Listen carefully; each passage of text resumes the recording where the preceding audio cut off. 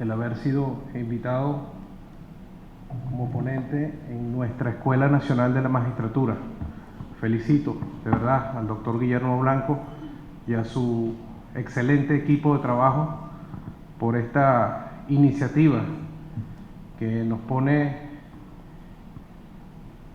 a la altura de las circunstancias para no solo prepararnos en el día a día con temas puntuales del quehacer jurídico, sino también para el encuentro entre venezolanos para conversar temas importantes. Hemos tenido una jornada bien importante, muy nutrida, muy venezolana, muy venezolana. Pues bien, como es viernes y como quiera que hemos tenido unos días con mucha carga conceptual en lo jurídico, y dije, bueno, vamos a llevarle una exposición un poquito más fresca y que responde a una línea de investigación que estamos haciendo y que tiene que ver con un tema que nos involucra a todos, como lo es el petróleo. Y es una exposición que yo la asumo en el concepto reflexivo, porque es un tema que nos toca a todos los venezolanos. No tiene distinción ni política, ni social, ni económica, ni de credos, ni de raza. El solo hecho de haber nacido en esta tierra ya nos involucra al concepto de la venezolanidad y el petróleo. Y los voy a invitar, como es viernes, repito, a que hagamos un viaje. Vamos a hacer un viaje al pasado. Todos tenemos mamá, papá, tuvimos mamá y papá, los míos están vivos, Dios gracias, pero tuvimos abuelos, bisabuelos, tatarabuelos, en fin, un conector real en nuestro elemento pueblo con nuestro elemento territorio. Ambos, junto con las normas, sabemos que son elementos formativos del Estado. Aunque pareciera mentira, pero desde que somos república, tenemos abuelitos ahí. Si no es por sangre, es por historia. Y ya eso nos conecta. Bien. La ponencia se llama Constitución y Petróleo. Y espero que el profesor Walter Martínez no nos demande por la... Empiezo por una pregunta. ¿En cuánto cerró el petróleo anoche? Cerró en 62.87 dólares por barril. Pero precisamente ese silencio, porque ha debido ser la respuesta al coro, tiene que ver con la primera reflexión que tenemos que hacer para poder comprender por qué el petróleo está en la Constitución. Porque es un tema de afecto y no es culpa nuestra. Es que nos enseñaron a vivir del petróleo, pero sin saber nada del petróleo, sin entender el petróleo, sin amar el petróleo y sin involucrarnos en el petróleo. Y no necesariamente tenemos que ser ni ingenieros petroleros ni expertos petroleros, porque el petróleo tiene que ver con el desarrollo de la humanidad y tiene que ver con nuestra esencia como país. Y me explico. El mundo sigue siendo el mismo planeta. Ahora sí me voy a robar la frase. El mismo que sobre su eje imaginario da una vuelta todos los días por 24 horas. El planeta Tierra es el mismo. Cambiamos los hombres. Somos distintos. Antes, como buenos seres inteligentes, como animales racionales, como nos llaman algunos expertos en el estudio humano, nos colocan como el único animal que sabe matar a distancia, pero también como el único animal que sabe explorar y conquistar distancias con el menor esfuerzo. Para eso, la inteligencia humana domina a la bestia. Para eso, la inteligencia humana controla el equino, lo monta y se larga a explorar, a conocer mundo. Eso es producto de nuestra inteligencia humana. El mundo entonces se conquista a sí mismo, el humano se conquista a sí mismo, se conoce a sí mismo, se explora a sí mismo, se invade a sí mismo, se ataca y se mata a sí mismo, inicialmente gracias al caballo. El hombre se movía con el equino, caballo, mula, mulo, yegua, burra y burro, para respetar el género de los animalitos. No ha llegado Carmen, ¿no? No ha llegado Carmen. Ella siempre es exigente en el respeto por el género. Le echamos bromas en la sala, porque decimos el libro y la libra. Entonces, bueno, el planeta Tierra. Ahí está. Y por supuesto ahí está nuestra preciosa y bella Venezuela, nuestro territorio. Pero los voy a llevar un viaje por los 1700. Ese afán de conquistar distancias, ese afán de ir más lejos y en el menor tiempo posible, hizo que el ingenio humano probara con fuerzas acompañadas de la mecánica y descubre entonces que el vapor producido por el agua y el fuego dentro de un recipiente metálico producía una fuerza que superaba la fuerza del caballo. Y bueno, fueron muchísimos años de investigación que dieron con aquello que se llamaba la máquina de vapor, que quemaba el carbón natural, la leña, la madera, ¿verdad? Y eso ya empezó a provocar una verdadera revolución mundial. Y con ella, pues, el ser humano mecanizó y fabricó productos en serie a punta de vapor. Y se hicieron más eficientes las tareas que antes se conocían en forma manual.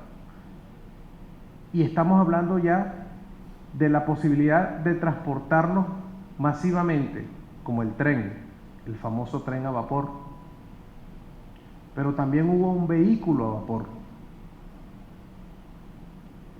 Lo inventó un señor de apellido Cugnot, francés, pero por supuesto era un prototipo que no iba a tener el mayor de los éxitos, porque era un carro que, para empezar, parecía una hormiga, porque tenía al frente la olla para hacer vapor y combustión, y yo me imagino una competencia en la cota 1000 entre el profesor Luis Damián y mi persona, echándole leña al carrito para llegar, y no corría más de 9 kilómetros por hora. Ese vehículo fue el primer vehículo a vapor que existió. Por eso les digo, los invito a un viaje al pasado. Por supuesto, esa expectativa todavía estaba en duda con respecto a alcanzar distancias en el menor tiempo. Y todavía el caballo tenía el potencial de superar cualquier necesidad de distancia que tuviese el ser humano. ¿Recuerdan ustedes las historias de vaqueros? Vámonos al lejano oeste norteamericano, donde todo se resolvía sin ley y había una persona con un sheriff. Sacaba la pistola y mataba a un bandido. Y andaban a caballo. Así nos lo dibujaron en las películas. Esa historia no deja de ser mentira, porque los Estados Unidos, cuando se plantean, después de haber experimentado el tema del vapor, la necesidad de comunicarse, por lo menos ellos territorialmente, de un extremo a otro. ellos allá como Estado son un Estado mínimo, todo es corporativo a nombre del Estado. Hasta la Oficina del Tesoro de los Estados Unidos es corporativa, es una concesión. Yo creo que hasta el presidente de los Estados Unidos es una concesión. Los senadores son promovidos por corporaciones privadas, lo dicen de frente. El lobby es privado, en fin. Bueno, el tren no se aleja de esa práctica política que tiene una visión estrictamente capitalista en los Estados Unidos. El tren se desarrolla por concesiones con todas las historias y contradicciones de bandidos, de atracos, de asaltos a los trenes, y así fueron comunicarse de un lado a otro. Hubo una compañía llamada el Pony Express, los invito a que la estudien, donde retó el desarrollo del tren y dijeron que ellos llevaban los correos más rápidos que un tren. Y hay películas donde los bandidos van a la par entre el caballo y el tren, precisamente porque eso fue parte de un gran debate industrial, de un reto de la ingeniería para hacer que el vehículo tuviese más capacidad que el mismísimo caballo. De ahí el origen técnico de los caballos de fuerza. Tenemos que tener más caballos, más fuerza que los caballos, más caballos de fuerza.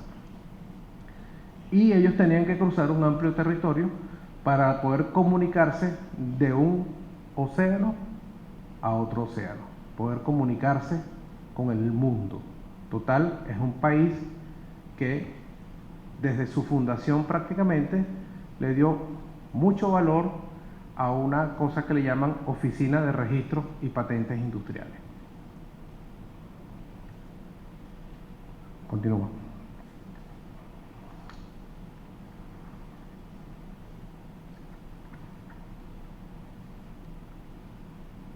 Eso dio origen entonces a la necesidad de explorar nuevas formas de combustión distintas a las del vapor de agua. Y comienzan entonces las exploraciones en territorio propio para saber si de los líquidos de la Tierra, escuchen bien esta frase, líquidos de la Tierra se podían quemar y podían obtener mayor capacidad.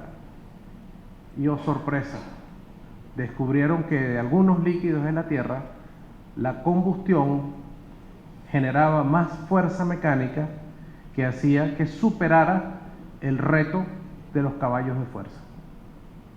Y es ahí donde empieza una historia que le cambió el rumbo a la humanidad. Venezuela, para ese entonces, ya empezaba a ser un pueblo que, aunque amante de la paz, iba a ser acechado por su potencial. Porque los europeos, al igual que los americanos, también estaban tras la búsqueda de superar el tema del desarrollo mecánico por métodos distintos al del vapor del agua. Y ellos también hablaban de los líquidos de la tierra. Nuestros indígenas, nuestros abuelos indígenas, sabían que de la tierra brotaba un líquido negro al que le llamaban, por los lados del Zulia, mené. Nosotros, bienvenido doctor, nosotros en Trujillo, no sé si alguno de ustedes conoce Trujillo, hay un sitio, ahorita es municipio de Rafael Rangel, cuna natal del sabio, donde hay una piedra maciza y en la parte baja, hacia el sur del lago de Maracaibo, hay un petróleo muy liviano. Ese petróleo muy liviano, en su volatilidad y en su ebullición, se filtra por la pizarra, por la montaña, por la roca de la falla de Betijoque y sube a un pueblo que se llama Boquerón. Y de las casas de ahí emana una mancha. Te compra una casita ahí en el Boquerón y le aseguro que en el patio le va a brotar una mancha negra. La gente hoy en día la recoge con un pañito, lo aprieta y lo echa en una botellita y lo vende, porque es un aceite muy bueno y muy útil para la madera, para la polilla y para preservarla. El libertador Simón Bolívar, que conocía muy bien nuestra geografía patria, supo de ese líquido de la tierra y fue la primera oferta que le hizo Europa en los tiempos de la Tercera República. Estamos buscando el documento, está en Colombia. En la línea de investigación dimos con el documento, donde él le ofrece a Europa, como un negocio de la Gran Colombia, un líquido de la tierra ideal para la brea en los techos y para el mechurrio. A todas estas todavía no había luz eléctrica. Y ese líquido lo llamó Colombio, en honor a la Gran Colombia. Y no estoy especulando.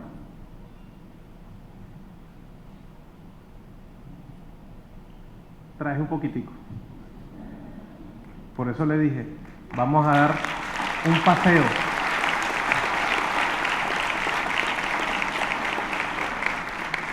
Vamos a dar un paseo por el pasado para poder comprender esta ponencia. Aquí está. Esto viene filtrado de muchos años, quizás millones de años, del subsuelo, pasa por una roca y brota en la tierra. Brota. Es petróleo, filtrado por la naturaleza. Hoy por hoy, y yo tengo que decirlo desde mi alma, gracias a Hugo Chávez, se supo que con esto se puede hacer hasta gasolina de avión.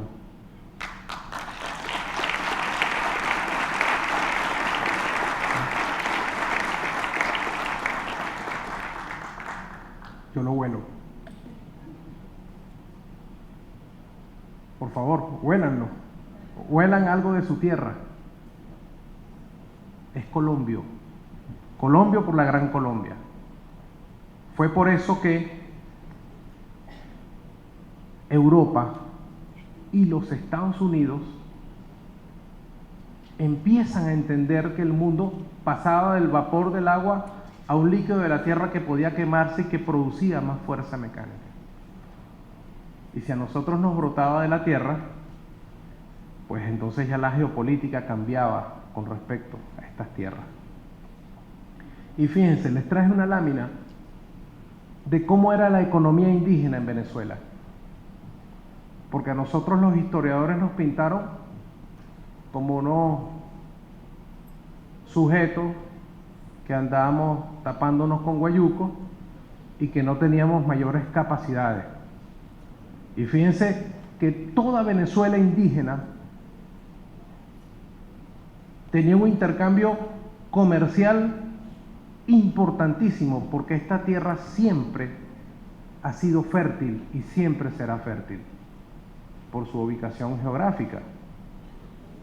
Y bueno, miren, la balanza comercial de todos los indígenas era tan importante que los arawak, que son nuestros caribes, eran grandes navegantes, constructores de barcos. Los historiadores nos dicen que los venecianos son los padres de la criatura en materia de navegación. Y por allá dibujaron que los caribes nuestros llegaban nadando a Aruba, ponte a creer, y que iban en un cayuco. No, señor, barcos. Pero esa historia había que borrarla. Venezuela siempre ha sido un país proyectado al mar.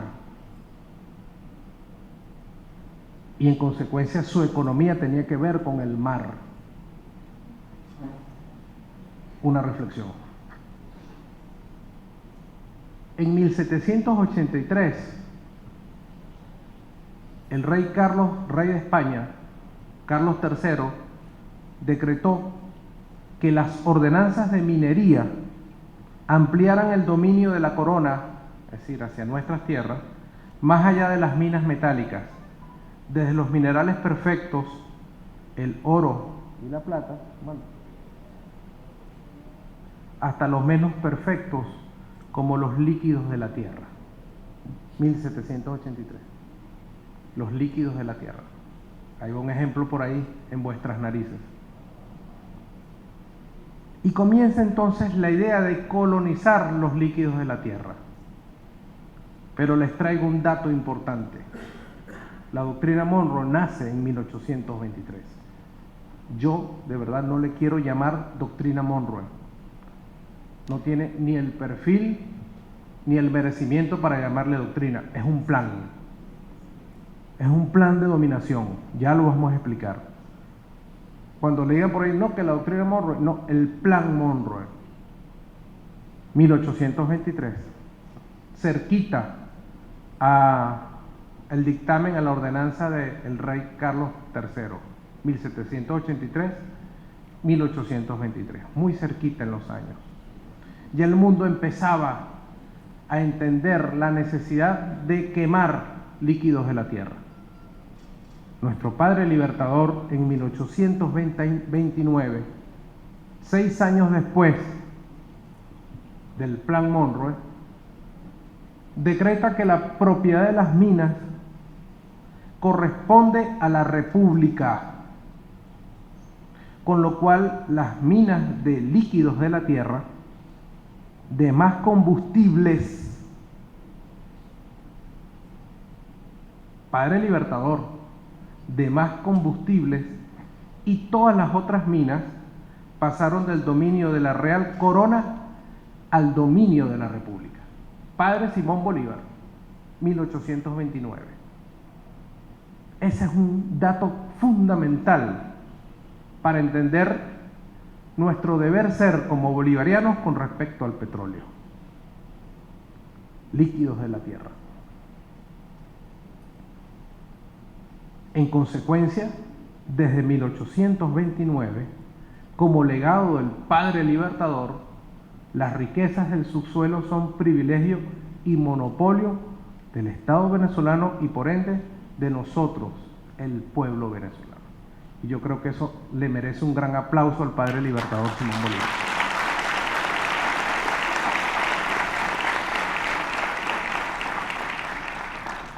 Por algo es el padre de la patria. No se trata del genio en la guerra y en la política. Se trata del genio en la economía. Se trata del genio en la geopolítica. Se trata de un hombre que estaba informado realmente de cuál era el futuro que le deparaba al continente. Y enfrentó de todas las maneras posibles el Plan Monroe. Este fue quizás el origen de la contradicción, porque el Plan Monroe señalaba que cualquier intervención de los europeos en América sería vista como un acto de agresión que requeriría la intervención de los Estados Unidos de América, América para los americanos. Como que si para 1823 ya no hubiesen empezado a producirse los movimientos independentistas en América. Empezando por ellos, nosotros, México, las naciones bolivarianas.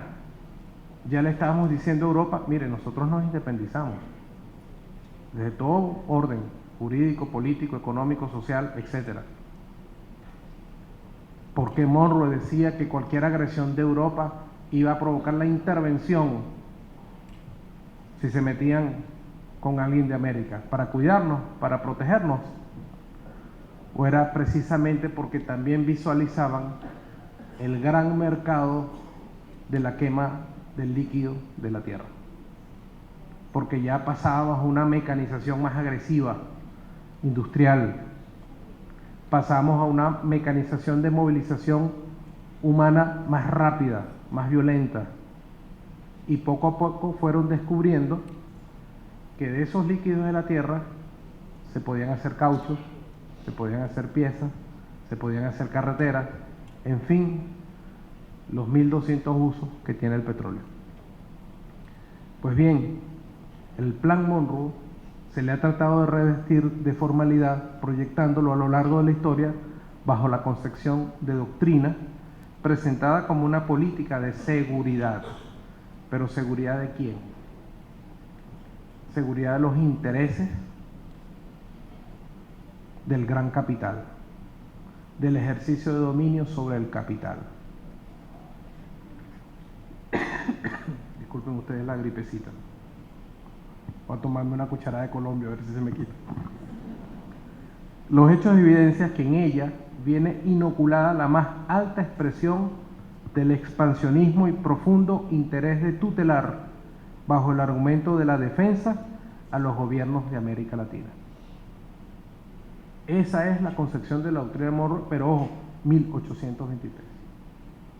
América en procesos de independencia, y ya el mundo había abandonado el caballo, había abandonado el vapor y estaba en plena conquista industrial y tecnológica de la quema de los líquidos de la tierra. Mayor potencia, mayor industria, necesidad de dominio. Por supuesto, eso choca para ellos con nuestra doctrina bolivariana, que sí es doctrina, no es un plan, sí es doctrina.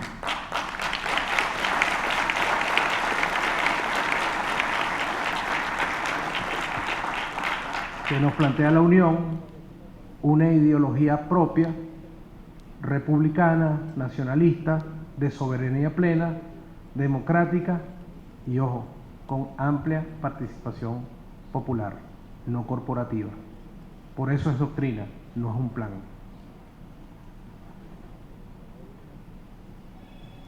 Vamos entonces a hablar ya de nuestros inicios petroleros. 1883. Los inicios artesanales en la explotación petrolera que fueron por allá en Táchira, en La Petrolia, en una finca cafetalera que se llamaba así, La Petrolia, donde se extraía querosén y proveía de energía de querosén a Rubio, a San Cristóbal y al norte de Santander. Fue la primera explotación.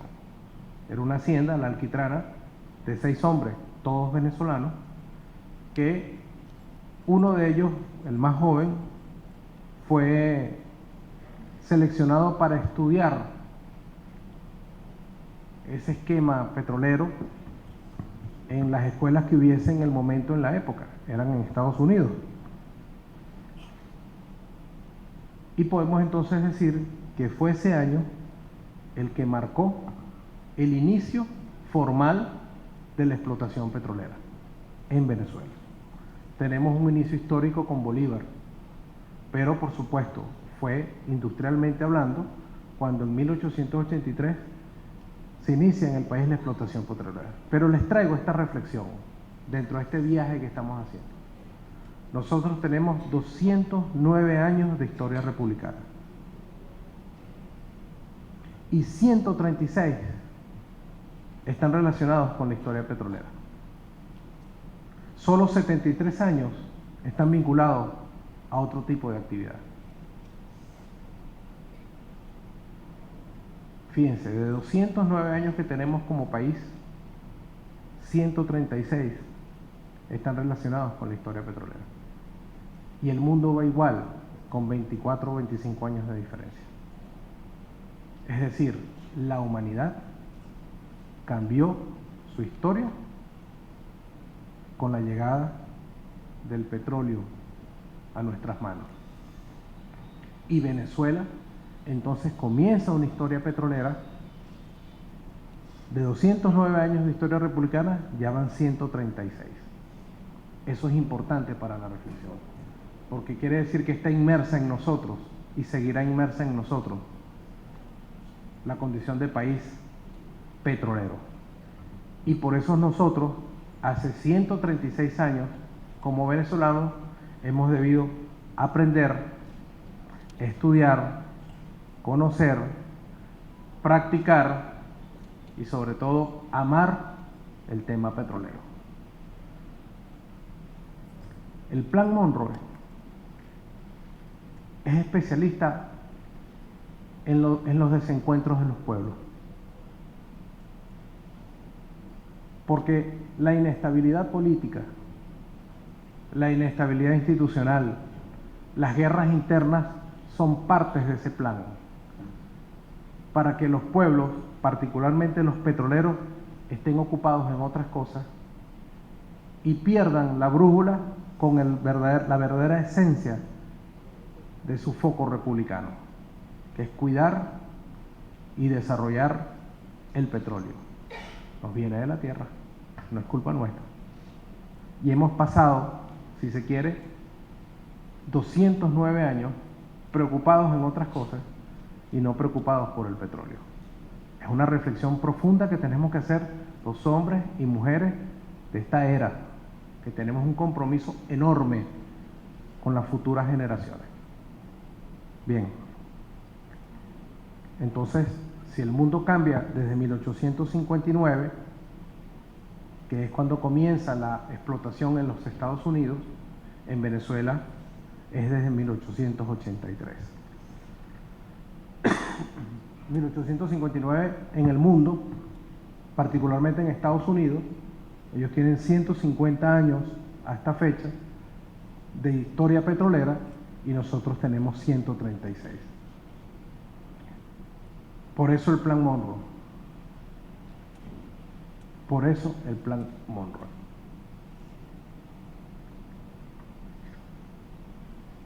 Es en 1859. Ya estaba vigente el Plan Monroe, 1823, eso es importante. Comienza la explotación mundial del petróleo de forma moderna en Pensilvania, en los Estados Unidos, y con la fiebre petrolera se desata en Norteamérica una multiplicación de las perforaciones, la gente se puso como loca, aumentaron los precios de la tierra y una migración del campo, de los campesinos hacia los campos petroleros. Paralelamente, las empresas inglesas y holandesas, qué raro, encuentran petróleo en el lejano oriente y Rusia, cualquier parecido con la realidad, y mantienen una búsqueda permanente del mineral en todos los continentes del planeta Tierra, en todos. Se desató la locura. Había que quemar el líquido de la Tierra, porque se iba a desarrollar una gran industria, ellos dueños de las patentes. Bueno, ese crecimiento de la industria petrolera norteamericana genera nuevos emporios económicos. El señor Rockefeller, que empiezan a crear unas empresas vinculadas, por supuesto, a un concepto de dominio de los líquidos de la tierra. Venezuela no se quedó atrás. Por supuesto, si ya la corona española le había puesto el ojo con esa ordenanza del rey Carlos III, a la cual Bolívar tuvo que salirle al paso y decretar que todo el subsuelo era de los venezolanos y todos los líquidos de las tierras son de los venezolanos, y ya el Plan Monroe había visualizado la necesidad de hacer un ejercicio de dominio sobre los líquidos de la tierra, no es menos cierto que a Cipriano Castro, que tenía una vocación nacionalista y que tenía una visión de desarrollo económico importante, empezando porque dijo, yo no voy a pagar esa deuda externa porque ya la hemos pagado más de 10 veces. Y esa deuda externa tuvimos que pagarla porque nos pusieron unos cañones al frente. Y eso le costó el cargo. Y le entregan entonces a su compadre los destinos de la patria, Juan Vicente Gómez. Fíjense esta foto, las traigo para conocimiento vuestro. Eso fue en 1908. La toma de posesión en la presidencia de la República de Juan Vicente Gómez. ¿Saben quién va al lado de ella? Lo lógico es que sea su esposa, ¿verdad? Su esposa, su compañera de vida, ¿verdad? Muy elegante y muy trajeada la señora. No, es la esposa del embajador de los Estados Unidos en Venezuela. Eso está documentado. Plan Monroe, por supuesto. ¿Qué hacía la esposa, honorable señora del embajador de Estados Unidos en Venezuela, acompañando en la toma de posesión al presidente no electo en ese momento? Yo creo que el dibujo estaba clarito. Empezaba entonces una historia del color del petróleo para la historia petrolera venezolana, en consecuencia para la historia nuestra.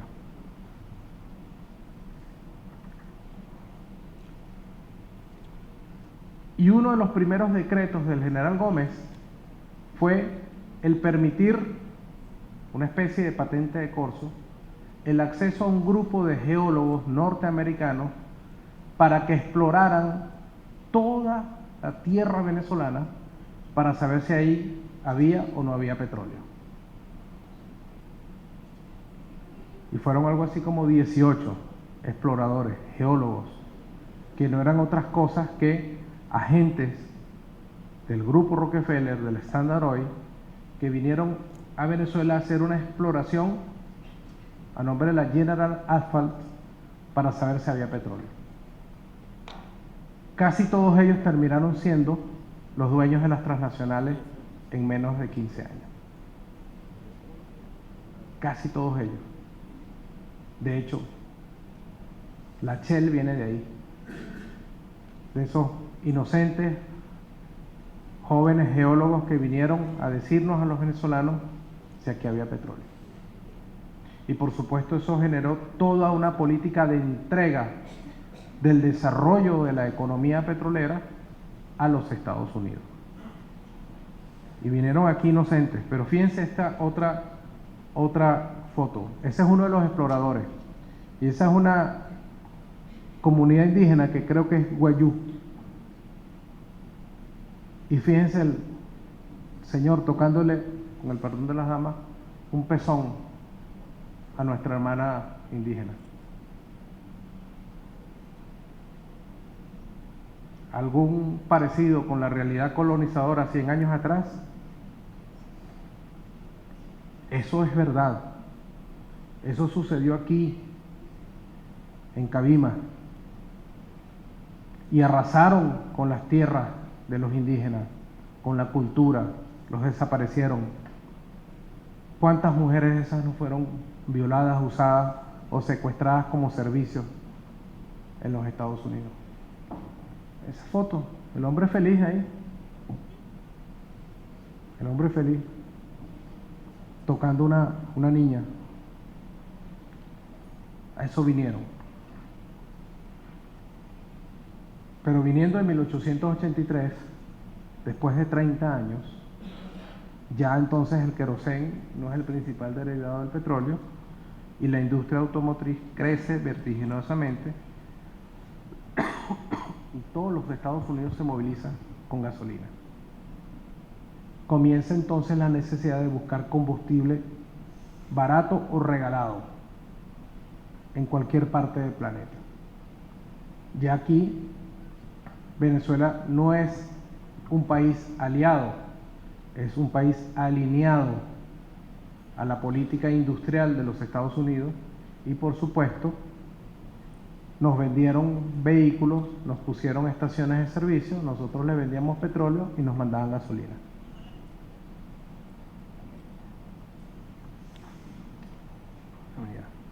Pero aquí hay otras fotos, porque siempre se nos ha dicho que nosotros asfaltamos las calles de Nueva York.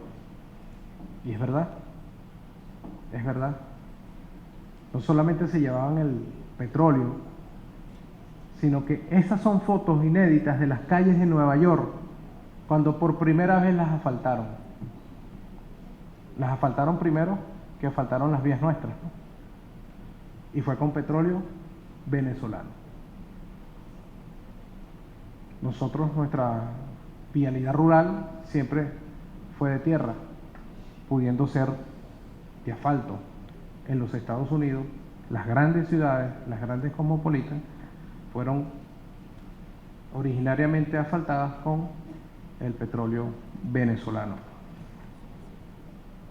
Y en los Estados Unidos, los propietarios de las tierras pasaban a ser de señores dueños de la tierra a señores petroleros. Porque allá, el dueño de la tierra es el dueño del subsuelo y todo lo que ahí exista. Y eso sigue igual. Recuerden, Plan Monroe. Plan Monroe. Eso es para ellos. La tierra es para ellos.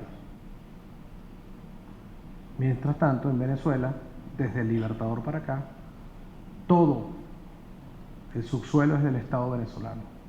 Y por eso es que aquí hablamos de concesiones y hablamos de regalías. Bien. Voy muy lento. ¿Están cansados? ¿Ya olieron el colombio? No he escuchado ni un estornudo, quiere decir que es bueno.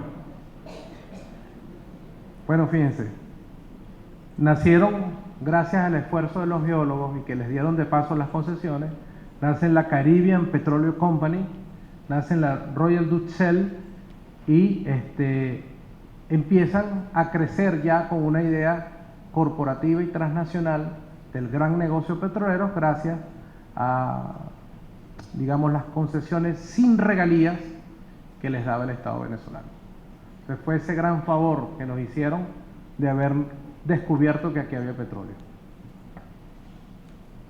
Si hubiesen preguntado a los indígenas dónde estaba el Mené, o a los cuicas dónde estaba el Colombio, no hubiésemos tenido la necesidad de traernos geólogos para acá. Esos señores terminaron siendo dueños de las transnacionales. Y fue en 1914 cuando revienta en el estado Zulia el primer pozo comercial, el Sumaque 1. Y por supuesto, las grandes empresas extranjeras dominan el sector petrolero en el país, pero con mano de obra venezolana. Los obreros limpian el terreno, ayudan en la faena y el gran logro que fue publicitado en los periódicos locales es que les dieron uniformes como una conquista de los derechos laborales. Ese fue el gran logro de la época. Se inicia la construcción de pueblos petroleros con nuevas oportunidades de trabajo para que la gente abandonara los campos. Casi todos nosotros tenemos un origen campesino, pero también en esa historia nuestros abuelos abandonaron los campos para irse para los campos petroleros. Con una economía esencialmente agrícola se inicia la migración de trabajadores de la tierra a los campos petroleros y como consecuencia de la irrupción petrolera, más allá del espejismo económico, hay una ruptura, y este fue un error histórico, una ruptura con la economía primaria. Abandonamos el campo. Abandonamos el campo. Y por supuesto, todo lo que trajo de una manera anarquizada ese desarrollo petrolero no ajustado a quienes somos los dueños precisamente de la riqueza. Y van a ver la diferencia ahorita. En 1920, fíjense, ese poco de años después, es cuando Juan Vicente Gómez promulga una ley sobre hidrocarburos y demás minerales de combustible. Es que el mundo requería una legislación universal sobre petróleo. Un poquito para que el día de mañana, si se investigaba el gran fraude petrolero, ellos dijeran, bueno, pero es que lo hicimos en base a la ley de cada país. Y fue entonces en 1920 cuando nace la primera ley petrolera y con el propósito de ordenar la explotación del petróleo en el país. Hubo una intención nacionalista en la ley y fue duramente atacada por las transnacionales y terminaron siendo una ley que prácticamente es un contrato a perpetuidad a favor de las industrias, de la industria petrolera norteamericana. Y se afianzaron entonces en el país las grandes empresas petroleras gracias a la ley. En vez de ponerle un coto, lo que hicieron fue más bien ayudarlas a que vinieran a sacar y sacar muchísimo más petróleo y a seguir explorando y explorando porque el Sumaque 1 y todos los derivados del Sumaque no cubrían ya su demanda de petróleo, no la cubrían. Es entonces cuando ya en 1922, ahí sí vino, como dicen en el Zulia, el papá de los helados. El reventón, el Pozo Los Barrosos en el estado Zulia. La explosión fue tan grande que ese chorro duró más de 9 días consecutivos de explosión petrolera, botando más de 100.000 barriles a la tierra. No tenían forma de paralizarlo. Bueno, la gente se asustó tanto que invocó a San Benito con los tambores, los chimbángueles. Y bueno, lograron controlarlo. Murieron muchos hombres ahí. Muchísimos hombres murieron tratando de controlar el reventón de los Barrosos. Las compañías petroleras en pago le hicieron una fiesta al pueblo con San Benito.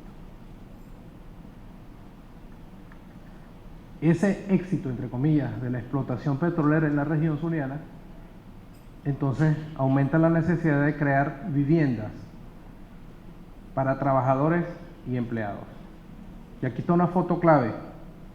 Estas eran las viviendas de las concesionarias, de los trabajadores de las concesionarias, norteamericanos todos, y a los alrededores la ranchería, porque les permitían darles una lata de zinc para que ellos construyeran sus ranchos a los alrededores. O sea, en un país dueño de esa riqueza, los dueños de la riqueza no tenían ni siquiera el mínimo de condiciones. No había voluntad política y quizás había mucho miedo, porque cualquier venezolano que alzara su voz corría un destino distinto. Hay suficiente registro de más de un trabajador petrolero que alzó su voz y apareció muerto en un accidente en trabajo. Y vean las diferencias en la lámina de abajo, en la foto de abajo. El gran señor, antes geólogo, explorador de buenas intenciones, de punta en blanco, y al lado los trabajadores llenos de sucio y de petróleo, en punta en blanco. Él venía a supervisar cómo venía la gran explotación petrolera venezolana, cómo estaba la producción nacional. Y bueno, ya para 1928, Venezuela ocupa un lugar importante en la economía mundial, porque nos convertimos ya en la primera fuente de exportación nacional, desplazando ya definitivamente y dándole la cruz al sector agrícola. Antes exportábamos café, cacao, exportábamos plátanos, etcétera. Eso no dejó de exportarse, ¿no? Pero ya no era en la economía primaria el primer aportante para el desarrollo económico, sino que fue entonces el petróleo, pero nosotros lo controlábamos, era nuestro. Se puede decir que era para las finanzas y para el desarrollo popular. No, era para los Estados Unidos. Entramos en los años 30, ya vamos a terminar, faltan 65 láminas. Bueno, ¿cómo va el viaje? Si quieren hacemos una parada, tomamos un cafecito. Los avances del Estado venezolano en la comprensión y manejo del ámbito petrolero alcanzan nuevos logros. Era necesario que nuestra mano de obra tuviese algún nivel de especialización, porque la tecnología en materia petrolera iba avanzando. Ya se trabajan con válvulas, con motores, con algún tipo de inyección distinta, entonces había que especializar a los trabajadores. Y el petróleo impone su ritmo a la economía. El país cuenta con más de 1.000 pozos productores de petróleo, ubicados principalmente en la región zuliana, con una fuerza de trabajo mayoritariamente criolla. Pero a todas estas había solapadamente un gran problema ambiental para el país, groseramente problema pues ambiental, muy delicado, de mucho perjuicio para el país, porque era sin ningún tipo de control, ni ecológico, ni ambiental, ni de seguridad industrial, ni nada. Había que sacar petróleo como sea. No sé cuál es la ciudad del estado Zulia, Lagunilla, que se hundió de tanto petróleo que le sacaron. de tanto petróleo. De hecho, toda la costa oriental, me explican aquí, y el lago está por encima en la cota del pueblo. El lago se ve arriba. Tiene lo que llaman las bermas de protección. Bueno, muere Gómez y comienza entonces en el país cómo va a quedar el tema del negocio petrolero, porque casi todo el negocio petrolero estaba en manos de sus amigos, de su familia y por supuesto de sus aliados norteamericanos. De hecho, fue Venezuela la que le dio consistencia económica y desarrollo económico a las grandes transnacionales.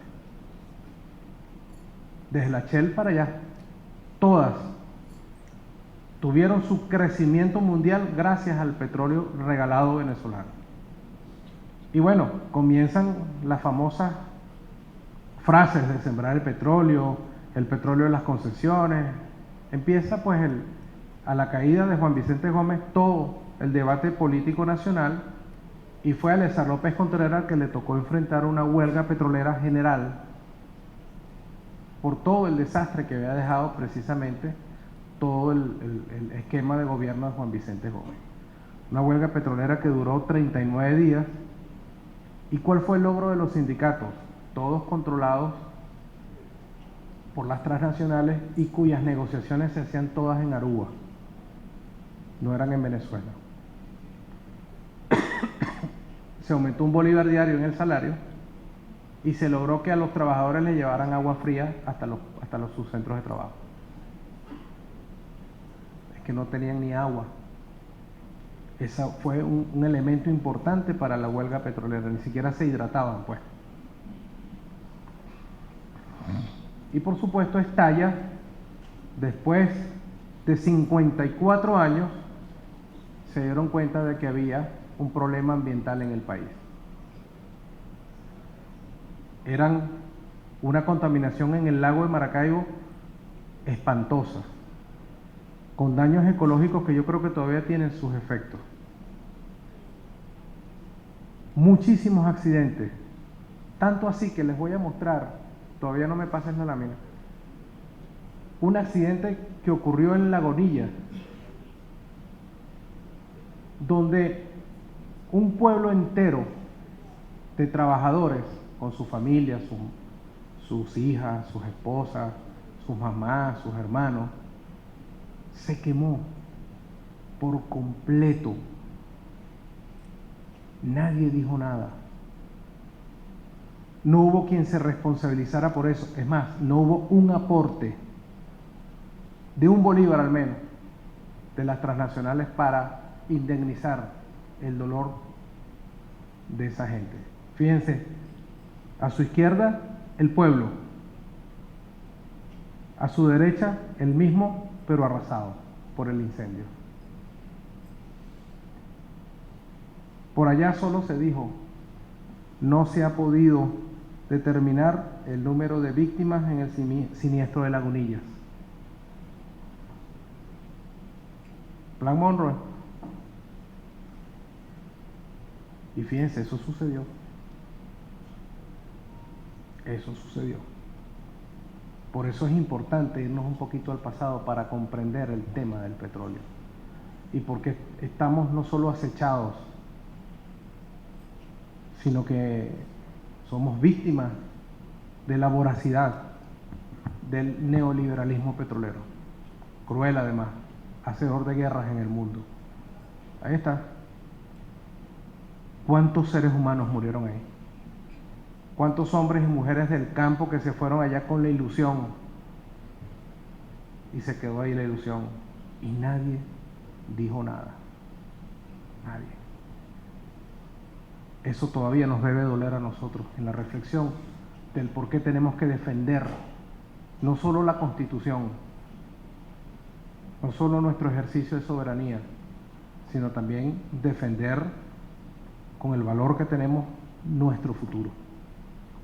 Sigue. Después de todo ese desastre, se la ingeniaron. Entonces dijeron, bueno, vamos a capacitarlos más y vamos a darle mejoras a los trabajadores. Nos enseñaron a jugar béisbol, nos trajeron los campos de béisbol y nos sembraron la idea del comisariato para los trabajadores petroleros, como una élite, y para los empleados había un tipo de comisariato y para los obreros había un tipo de comisariato porque había una distinción de clases muy marcada. Igual sucedía con los campos petroleros de los empleados y los profesionales, y había los campos petroleros para los trabajadores, cuyas casas no eran propiedad de ellos, eran de las empresas. Y bueno, lo que nos pagaban en sueldo nos los quitaban en el supermercado con los productos importados. Y comienza entonces ahí una marcada necesidad en la renta petrolera no capitalizada de producir petróleo, tener una renta que nos servía para comprar productos importados. Es decir, le regalábamos el petróleo y de paso le compramos la comida importada que podíamos producirla aquí. Ya nos habían afectado en la producción de la economía primaria. Y así fuimos desarrollándonos. Ojo, eso se nos metió aquí. La idea que con el petróleo vivimos bien y que con el petróleo las cosas iban a ser más baratas, y si eran importadas mejor, porque para qué producirlas acá si las podíamos comprar. ¿O es que acaso se nos olvida el está barato, dame dos? El está barato, dame dos. Bueno, año 39 al 45 está la Segunda Guerra Mundial en su apogeo, y por supuesto hay un ambiente de desabastecimiento en el mundo, y el país no iba a estar alejado de esa realidad. El petróleo venezolano sirvió para facilitarle movilidad militar a las fuerzas aliadas. Medina Angarita dice: un momentico, vamos a ponerle un parado al tema del manejo de la industria petrolera y vamos a exigirles a quienes nos están explotando el petróleo que tienen que dar el 50-50, el famoso 50-50. Un poquito para obtener más recursos de la industria petrolera. Eso le costó el cargo. Lo tumbaron. El plan Monroe necesitaba tener aquí agentes que podían responder a sus verdaderos intereses económicos sobre el petróleo. Por eso derrocan a Medina Angarita. Y por eso colocan a quienes para ellos era seguridad para su seguridad. Y esa seguridad para su seguridad tuvo su historia hasta el año 1999. Siempre el control político en los países donde hay petróleo. Para ellos, el plan Monroe siempre necesita tener el control político, agentes propios que hagan lo que ellos dictaminen. Cualquier ejercicio distinto que signifique una condición que afecte a sus intereses económicos no sirve. Eso le costó el cargo al general nacionalista Isaías Medina Angarita. Pero nosotros empezamos a dar en la geopolítica petrolera unos primeros pasos para la defensa de nuestros intereses. Ya en el 43 podemos decir que lamentablemente nuestros campesinos se quitaron el sombrero y se pusieron su casco petrolero. Esa es una gran verdad histórica. En el 58 se establece la política de no más concesiones y derrocan a Pérez Jiménez. Y se inicia una política de venezolanización de la industria, sustituyendo gradualmente al personal foráneo por profesionales nacionales. Ya en los años 60 empezamos a dar paso incipiente en la necesidad de que el petróleo tuviese una organización internacional que fijara sus precios, porque el precio lo ponía el gran comprador. Siempre tenía que estar inclusive por debajo de los costos de producción. Hasta subsidiamos el tema de los costos de producción. Y bueno, empezamos a apuntar hacia la normalización y contribuimos a la creación de la Organización de Países Exportadores de Petróleo. Pero después de ese hecho, otros expertos,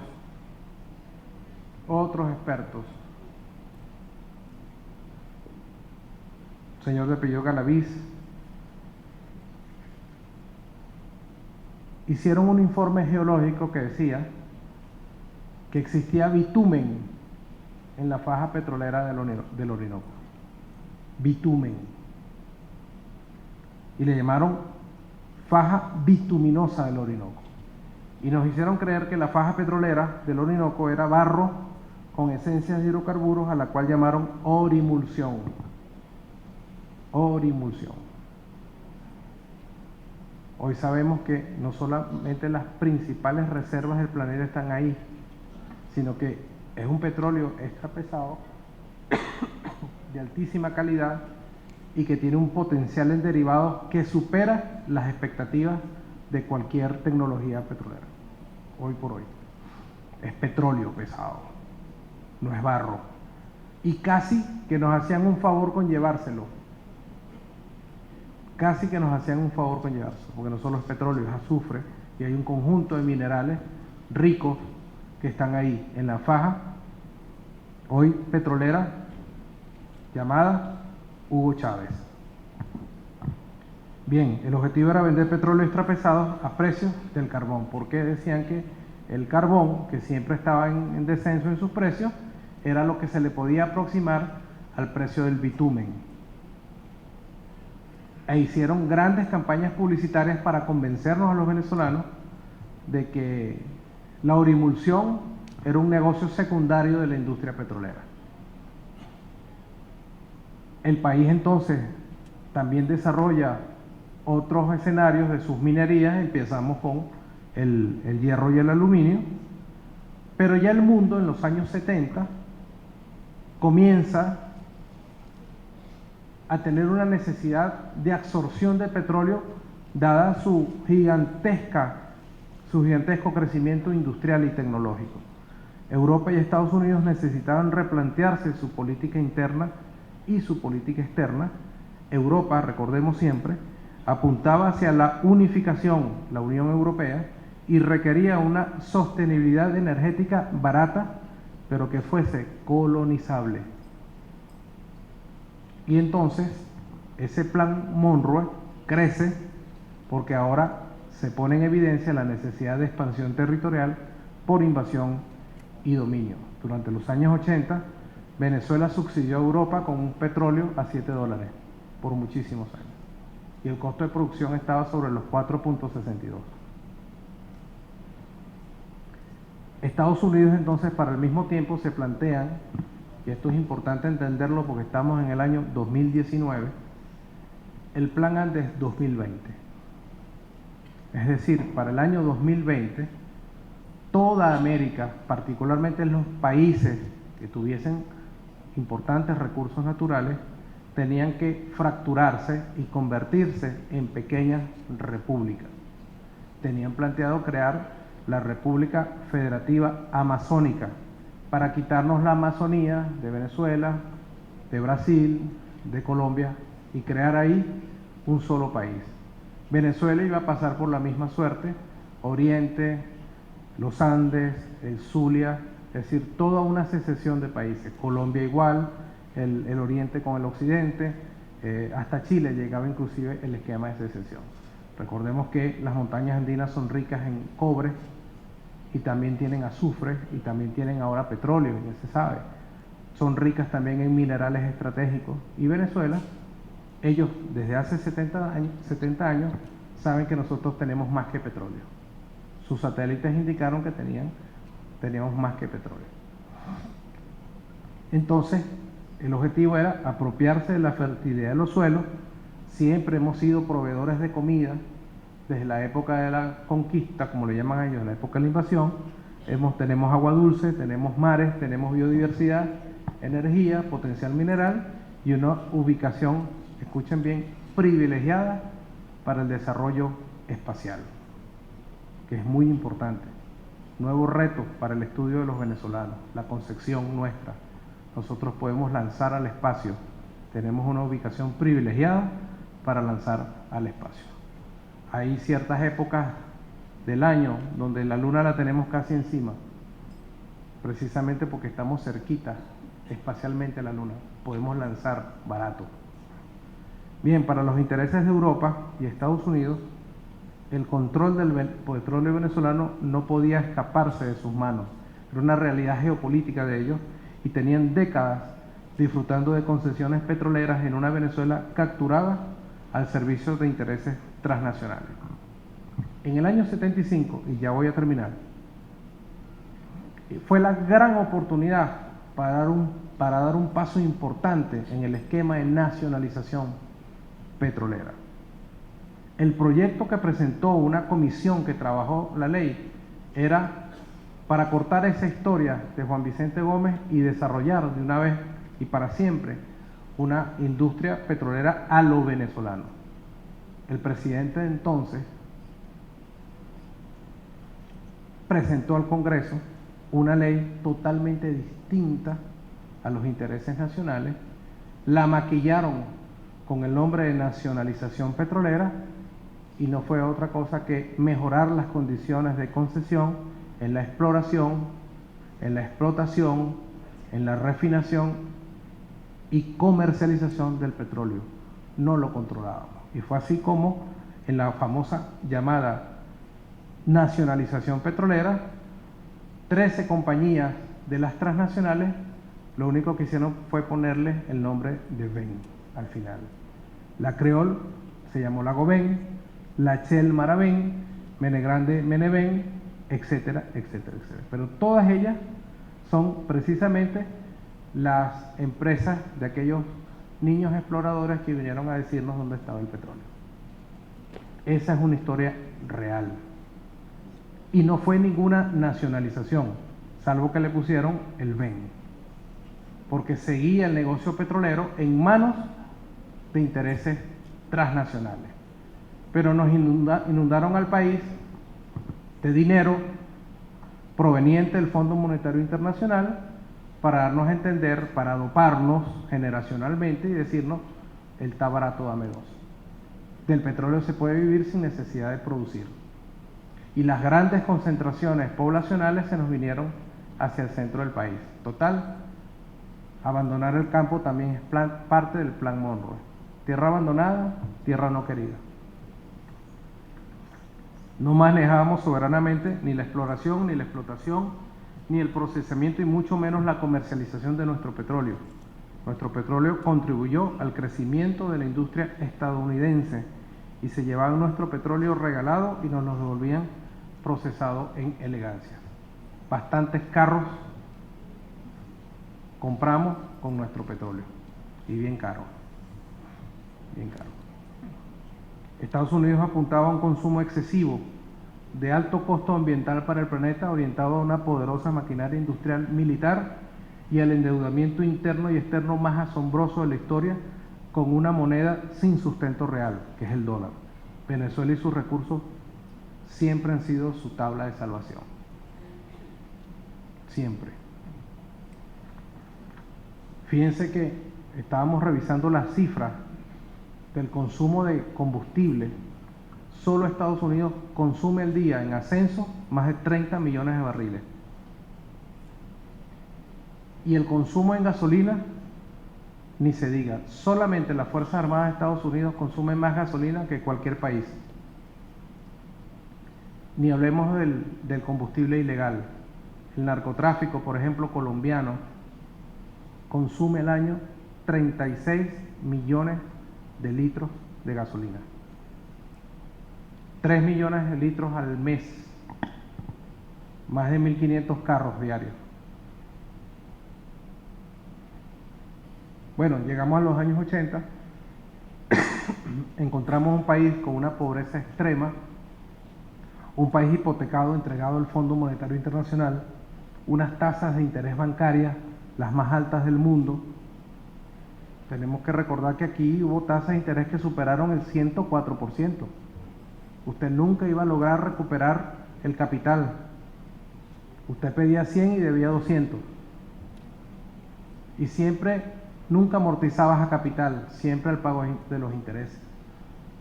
Alto porcentaje de la población sin cédula de identidad y sin inscribirse en los registros electorales, porque así no se manifestaba por vía democrática la votación popular.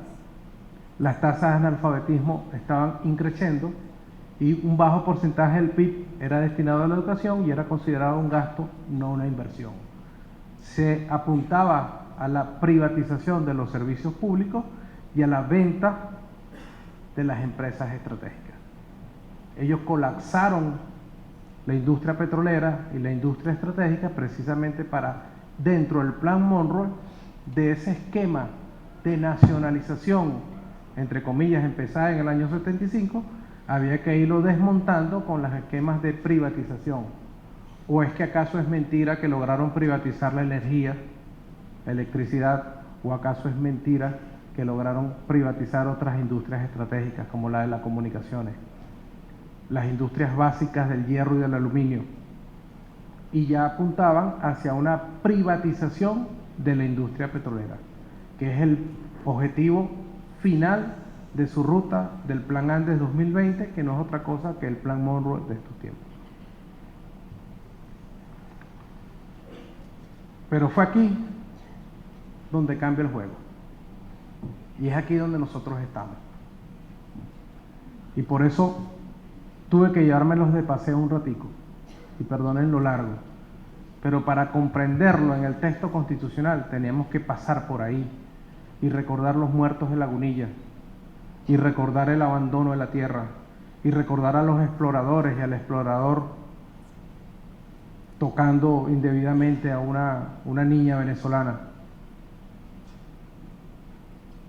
Porque fue el año 99 donde, un momento, no se trata de nacionalizar el petróleo y los recursos naturales. El mensaje del padre libertador fue claro en 1829. Todas las riquezas son del pueblo venezolano.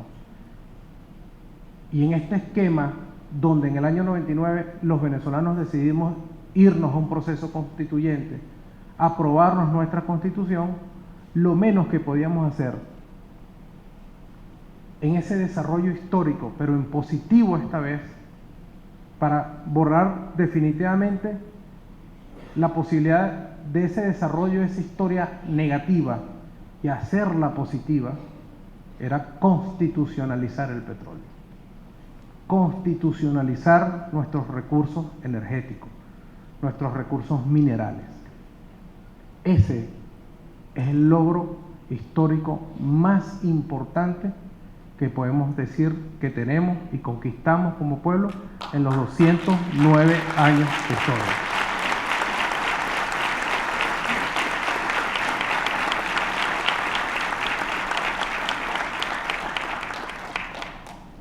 Y ese es el reto que tenemos en lo histórico para conservarlo, mantenerlo, defenderlo y sobre todo amarlo de verdad, porque es una razón profunda de ser.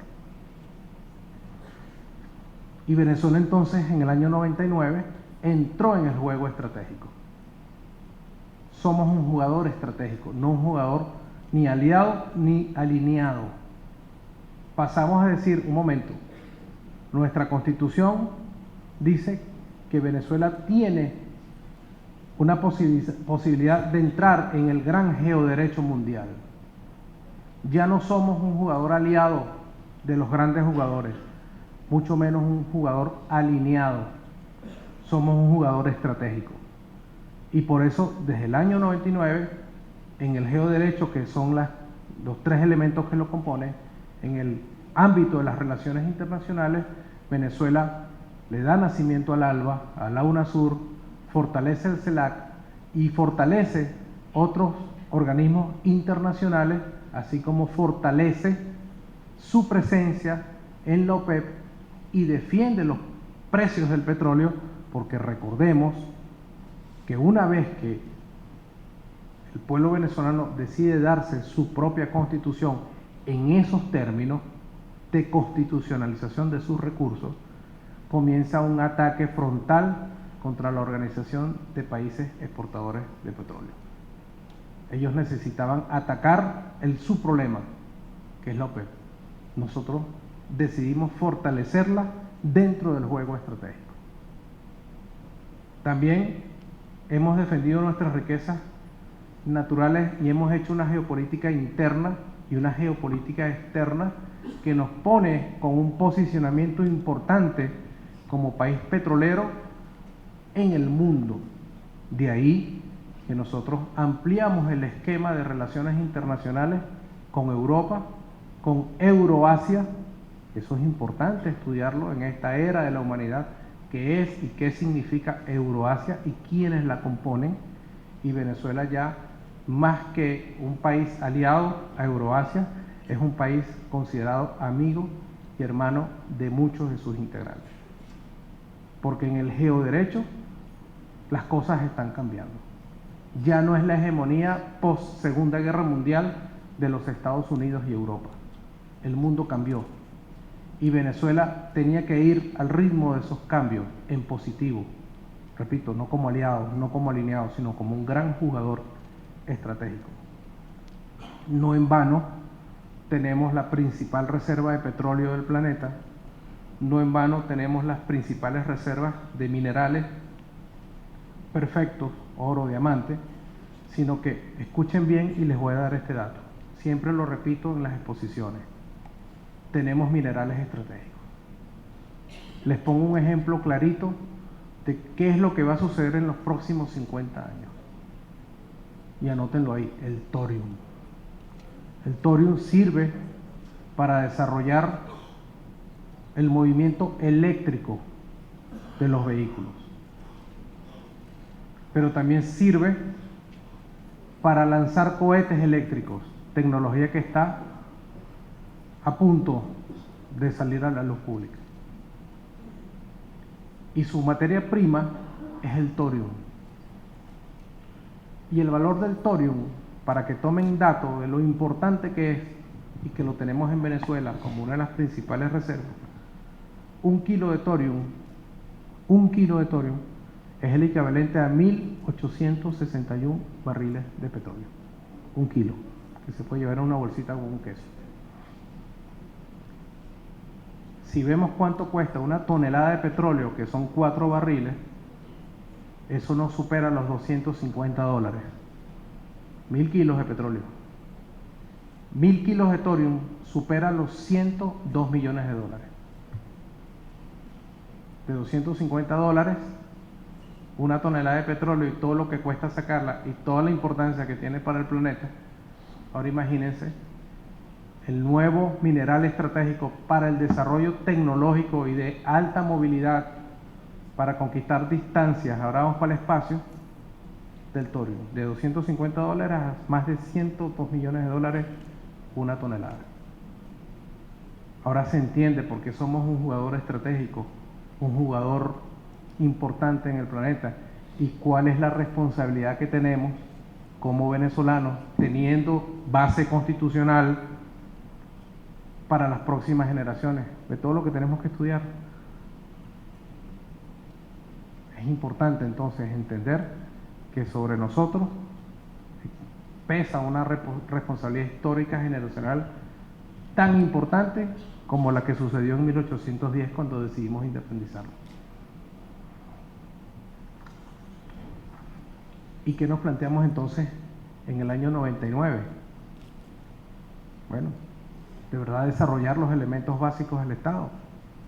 Hay un pueblo que atender, hay un pueblo que educar, hay un pueblo que tiene que ser sustentable en su propia soberanía, hay un territorio que cuidar, un territorio que proteger. Y por supuesto, hay un conjunto de normas, empezando por nuestra hermosa y bella Constitución, que tenemos que cuidar. Y es la que le está diciendo, el Plan Monroe tiene su final con la Constitución de 1999. Por lo menos aquí en Venezuela lo aplica.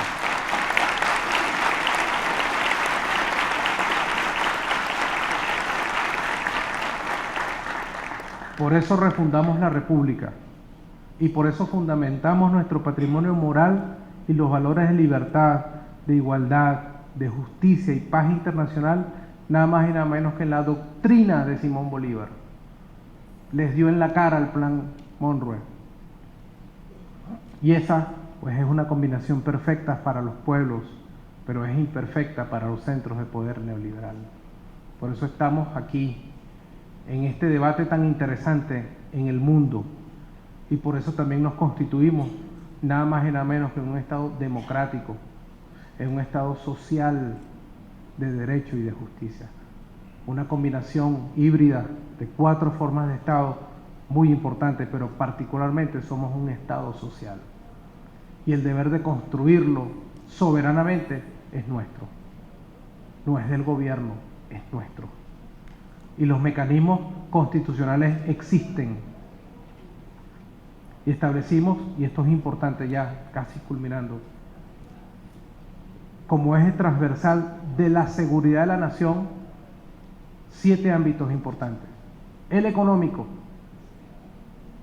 porque es que somos, querámoslo o no, un país rico, pero depende de nosotros que lo hagamos rico para nosotros, estudiando petróleo, thorium, economía, saber hablar el lenguaje de la economía mundial.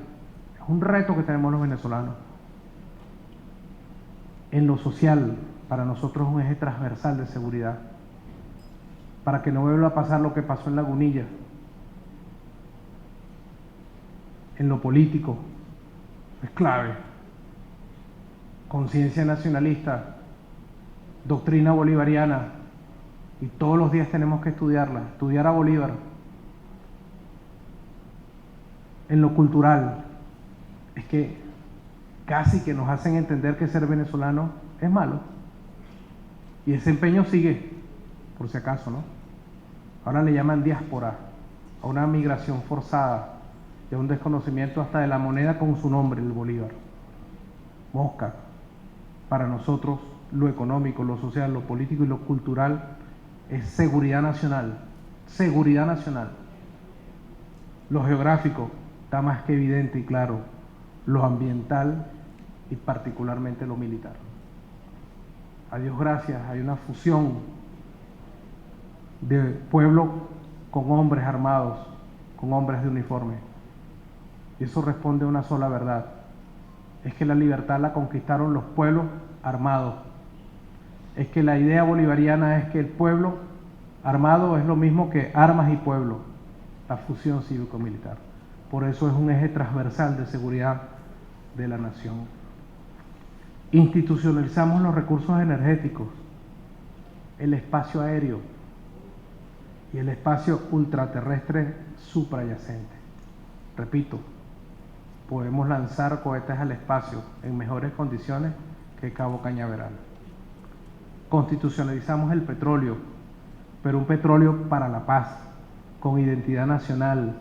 Constitucionalizamos el mar Caribe, los ríos, las 314 islas e islotes que tenemos, nuestros yacimientos mineros y nuestros yacimientos de hidrocarburos. Nuestro petróleo tiene que ser un sentimiento nacional, un sentimiento patrio, con el que tenemos que promover siempre la inversión social, que es la educación, es la salud, es la paz. Para los centros de poder neoliberal, el petróleo es manejado bajo una concepción utilitarista que no conoce de fronteras ni de sentido de pertenencia. Les interesa solo desde el punto de vista comercial, financiero y militar. Para nosotros, el petróleo es la paz. Por eso, en los artículos 12, 301, 302, 303, 304, 305 y 306 está presente el petróleo, porque ahí hablamos de la agricultura como un eje de desarrollo para la seguridad agroalimentaria. Pero si no sabemos y controlamos el petróleo, no podemos desarrollarlo. Tenemos que volver a la economía primaria para conquistar los espacios sagrados del suelo venezolano y defender, como sabemos, todos nuestros intereses geopolíticos, económicos, sociales, culturales, ambientales. Ese plan Andes 20 es el plan Monroe de estos tiempos. Y no menos curioso es que el mismo señor John Bolton, el 17 de abril, que como ustedes saben es el asesor de seguridad nacional de la Casa Blanca, dijo: hoy proclamamos con orgullo para que todos lo escuchen, la doctrina Monroe está viva y goza de buena salud. No, señor Bolton, está viva es la doctrina bolivariana, el ejercicio soberano, la paz, la Constitución.